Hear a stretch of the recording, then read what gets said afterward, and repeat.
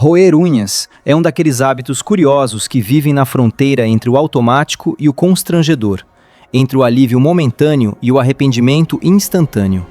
É quase como um pequeno teatro íntimo em que você é ao mesmo tempo o ator principal, o público e o crítico mais severo.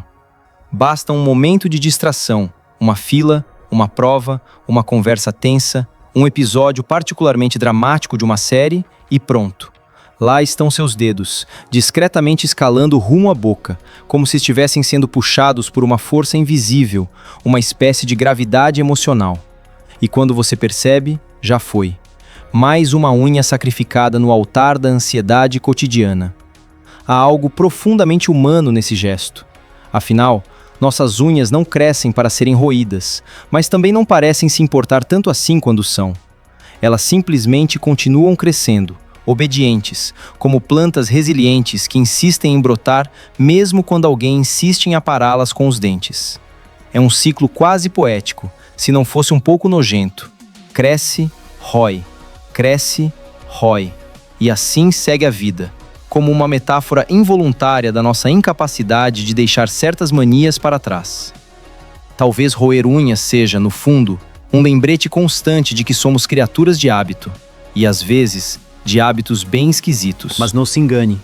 Por mais banal que pareça, roer unhas carrega consigo uma série de pequenas histórias. Há o roedor nervoso, que só ataca em momentos de tensão, como um estudante diante de uma prova de matemática, ou alguém esperando uma resposta importante no celular. Há também o roedor distraído, que nem percebe o que está fazendo até que já seja tarde demais e reste apenas um campo devastado onde antes havia unhas minimamente respeitáveis. E claro, existe o roedor profissional, aquele que transformou o hábito em estilo de vida, alguém cujas unhas nunca tiveram a chance de conhecer o que é chegar à fase adulta.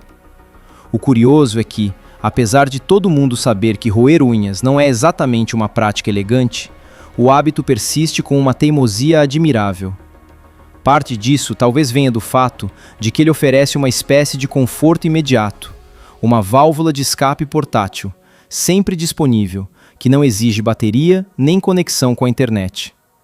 Em um mundo cheio de aplicativos de meditação, técnicas de respiração e vídeos motivacionais, o velho e confiável levar a unha à boca continua sendo uma solução surpreendentemente popular. Não é a mais higiênica, nem a mais recomendada, mas convenhamos, é eficiente no curto prazo.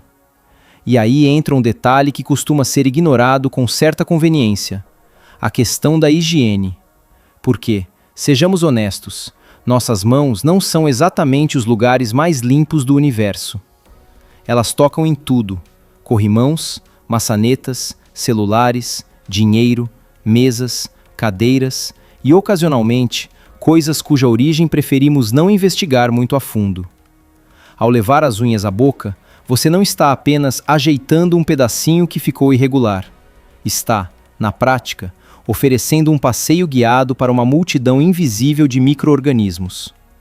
É como se sua boca estivesse recebendo convidados que você definitivamente não convidou e que provavelmente não trariam nada de bom para a festa. Mas ainda assim, a pessoa que rói unhas raramente pensa nisso no momento do ato. Existe uma espécie de suspensão temporária do bom senso, um pequeno apagão racional em que a prioridade número 1 é lidar com aquela pontinha que parece fora do lugar. É quase filosófico. A necessidade de corrigir uma imperfeição mínima acaba gerando uma imperfeição muito maior. A unha, que poderia ser simplesmente lixada ou cortada com calma, acaba sendo mastigada de forma improvisada, criando um resultado final que dificilmente seria aprovado por qualquer padrão estético minimamente exigente. E não podemos esquecer do fator social. Roer unhas em público é um daqueles comportamentos que chamam a atenção de um jeito silencioso, quase constrangedor. As pessoas podem não dizer nada, mas percebem.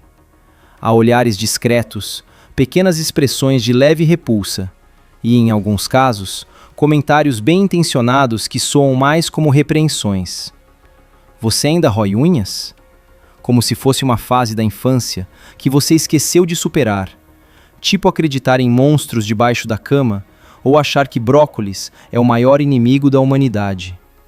De repente, você se vê não apenas lutando contra o hábito, mas também contra a imagem que ele projeta. Curiosamente, esse hábito também tem uma relação peculiar com a dor. Porque sim, roer unhas pode doer, e às vezes dói bastante.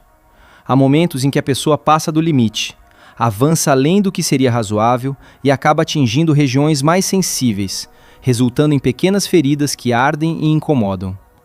Ainda assim, isso não impede a repetição do comportamento. É como se existisse um acordo tácito entre você e suas unhas. Eu prometo não exagerar muito, mas também não prometo parar.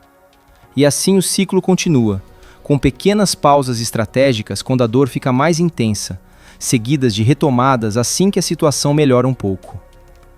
Há também um certo componente de ilusão envolvido. Muitas pessoas acreditam que conseguem controlar o hábito, que podem parar quando quiserem, que é só uma questão de decisão. Mas, na prática, não é tão simples assim. Roer unhas costuma estar ligado a emoções, ansiedade, tédio, nervosismo. E enquanto essas emoções estiverem presentes, o hábito encontra uma forma de sobreviver. É como tentar desligar um alarme sem descobrir o que o está acionando. Você pode até conseguir silenciar o barulho por um tempo, mas ele tende a voltar. Então, da próxima vez que você perceber sua mão se aproximando da boca, talvez valha a pena dar uma pausa e observar o momento. Não necessariamente para se julgar ou se culpar, mas para entender o que está acontecendo ali. Pode ser ansiedade, pode ser tédio, pode ser apenas costume. E quem sabe, esse pequeno instante de consciência já seja o primeiro passo para mudar o roteiro. Ou no mínimo, para rir um pouco de si mesmo no processo. Cuidado ao roer.